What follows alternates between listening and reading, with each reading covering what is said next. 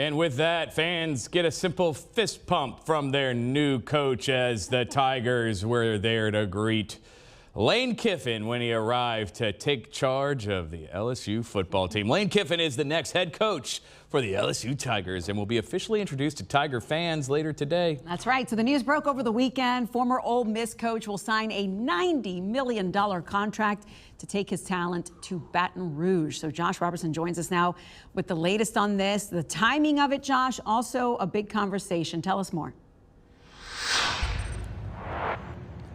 Yeah, absolutely, Lucy. And first and foremost, we're going to get that official introduction from Lane Kiffin a little bit later this afternoon at 3:30 there in Baton Rouge. And Fox 8, we're going to stream that for you on our website and all of our apps. It'll also be on the Gulf Coast Sports and Entertainment Network, so you can watch that and get to know Lane Kiffin a little bit better. But this new era under Kiffin is going to start immediately. Like you mentioned, Lucy, he is not going to be finishing out his season with Ole Miss. He coached a team this year that only has one loss on their record, and they are playoff bound, hunting a championship.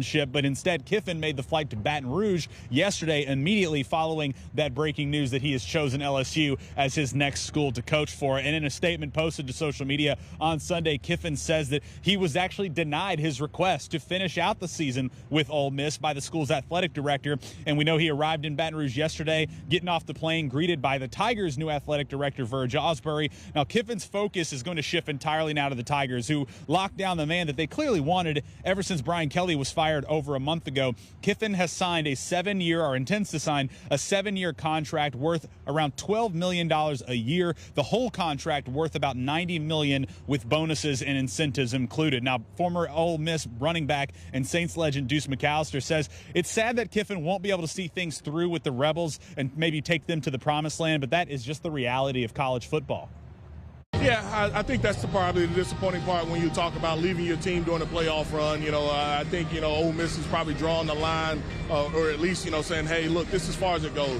If you're not going to be with us and sign an extension, then we're not going to allow you to coach during the playoffs. And so that's the stances they've taken. And for Lane, it puts him in a precarious situation because he wants to finish what he started. But, I mean, from not only recruiting standpoint and being able to sign different players from the transfer portal, that window just doesn't fit. And so it's been a tough look for both parties. Hopefully it's something that they can get settled. But, look, he's a heck of a coach.